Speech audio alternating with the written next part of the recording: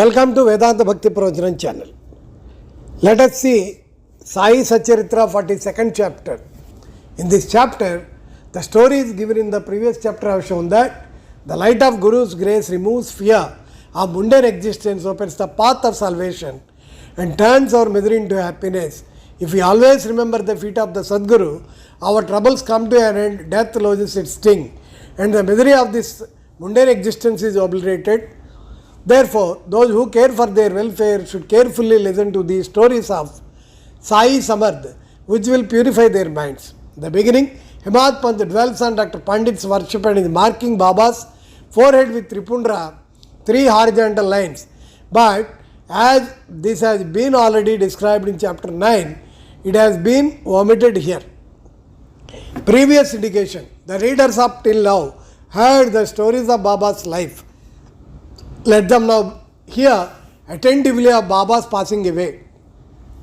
Baba got a slight fever on 8th September 1918. The fever lasted for 2 to 3 days, but afterwards Baba gave up his food and thereby grew weaker and weaker. On the 17th day, Tuesday, the 15th October 1918, Baba left his mortal coil at about 2:30 p.m. Vijayadashmi. Sudden got into wild rage in the evening when people were returning from Simolanganam, crossing the border of the limits of the village, taking off his head dress, kafri and langota. He tore them and threw them in the dhuni before him. On being fed this offering, the fire in the dhuni began to burn brighter and Baba shone still brighter. He stood the stark naked with his burning red eyes, shouted, "You fellows, now have you look and decide finally whether I am a Muslim or a Hindu." Everybody was trembling with fear and no dared to approach Baba. After some time, Bhagavad Shinde, the leper devotee of Baba, went boldly near him and succeeded in tying a langota round his waist and said, "Baba, what is all this? Today is the Simolanganam Dasra holiday. Baba striking the ground with his satka, this is my Simolanganam." Baba did not cool down till 11 p.m. and the people doubted whether the Chavadi procession would ever take place that night. After an hour, Baba resumed his normal condition and dressed himself as usual, attended the Chavadi procession as described before.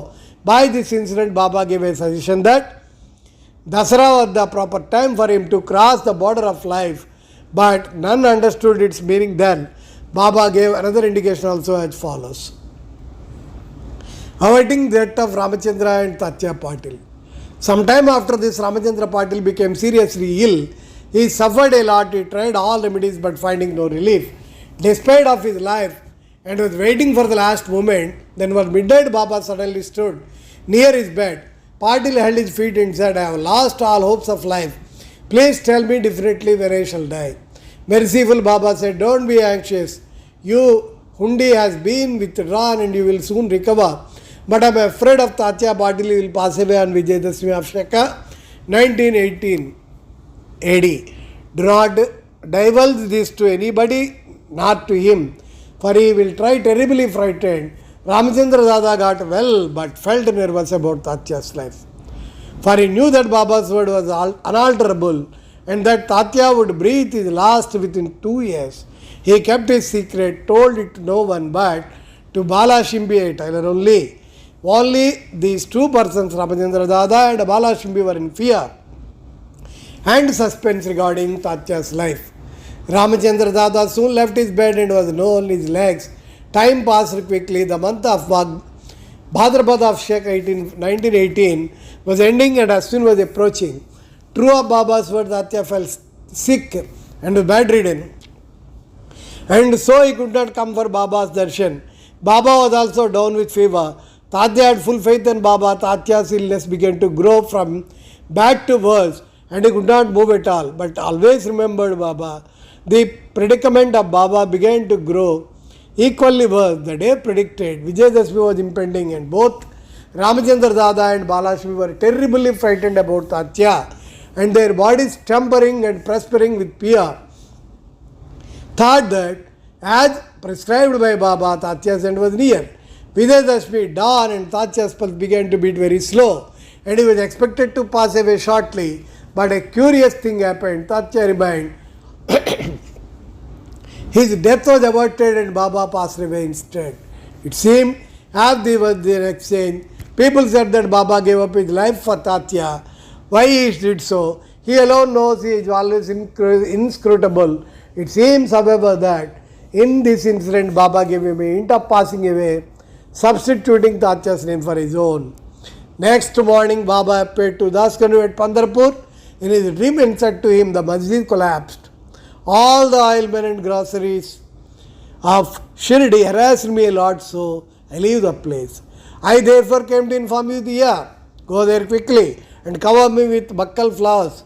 Dasganu got the information also from Shirdi letter, so he came to Shirdi with his disciples and started bhajan and kirtan and sang the Lord's name throughout the day before Baba's Samadhi, himself weaving a beautiful garland of Lord Hari's name. He placed in Baba's Samadhi and gave a mass feeding to Baba's name. Charity to Lakshmi Bai. Dasara or Vijayadashmi is regarded by all the Hindus as the most auspicious time, and is befitting that Baba should choose this time for his crossing the borderline. He was aligning same day, some days before this, but he was ever conscious internally just before the last moment. He sat up without anybody's aid and looked for better. People thought that the danger had passed off and he was getting well. He knew that he was to pass away soon, and therefore he wanted to give some money as charity to Lakshmi Bai Shinde. Baba pervading all creatures. The Lakshmi Bai Shinde was a good and well-to-do woman. She was serving in the masjid day and night, except Bhagat Mahal Sapati, Tatya and Lakshmi Bai. None was allowed to step in the masjid at night. Once, while Baba was sitting in the masjid with Tatya in the evening, Lakshmi Bai came and saluted Baba. Baba said to her, "O Lakshmi, I am very hungry." Off she went, saying, "Baba, wait a bit, I return immediately with bread." She did return with bread and vegetables and placed it there, same before Baba. He took it and gave it dog. Lakshmi Bai asked, "Why is this, Baba? I ran in haste, prepared bread with my own hands for you, and you treat the dog without eating a morsel of it." "You gave me trouble unnecessarily," Baba replied. "Why do you grieve for nothing? The appeasement of the dog's hunger is the same as mine. The dog has a soul, the creatures may be different, but the hunger of all is the same. Though some speak and others the dumb, know for certain a truth. This is an ordinary incident, but Baba thereby profounded a great spiritual truth and showed its practical application. In daily life, began to offer him daily bread and milk with love and devotion. Baba accepted and ate it appreciatively. He took a part of this and sent the remainder through Lakshmi Bai to Radhakrishna Mai, who always released and ate Baba's remained prasad. The bread story should not be considered as a digression. It shows how Sai Baba pervaded all the creatures and transcended him. He is omnipotent, birthless, deathless and immortal. Baba remembered Lakshmi Bai's service. How could he forget her? Just before leaving his body, he put his hand in his pocket and gave her rupees 5 and then rupees 4 in all 9. The figure is indicative of the 9 types of devotion described in the chapter 21, or it may be the dakshina offered at the time of Simolanganam. Lakshmi Bai was a well-to-do woman, and so she was not in want of money. Baba might have good disciple, mentioned in the 6th verse of the chapter 10, Skanda 11 of the Bhagavad Gita, wherein first 5 and then 4 characteristics as mentioned in the first and second compels. Baba's thing, gift of 9, she will remember ever. Being so watchful and conscious, he ordered them all to clear off. Kaka Sahib Dikshit, Babu Sahib Bhuti and others were in the masjid anxiously waiting upon Baba, but asked them to go to the Vada and return after meals. They could not leave Baba's presence, nor could they disobey him. So, with heavy hearts and heavy feet, they went to the Vada. They knew that Baba's condition was very serious and that they could not leave him. They sat for meals, but their mind was elsewhere. It was with Baba. Before they finished, news came to them of Baba shedding the mortal coil. Leaving their dishes, they ran to the masjid and found that Baba rested finally on Baija's lap. He did not collapse on the Bayaji's lap. He did not collapse on the ground, nor did he lie in his bed, but sitting quietly on his feet and doing charity with his own hand, left the mortal coil. Saints embody themselves and come into the world within a different mission, and after that is fulfilled, they pass away as quietly and as easily as they came. Bow to Sri Sai. Peace be to all.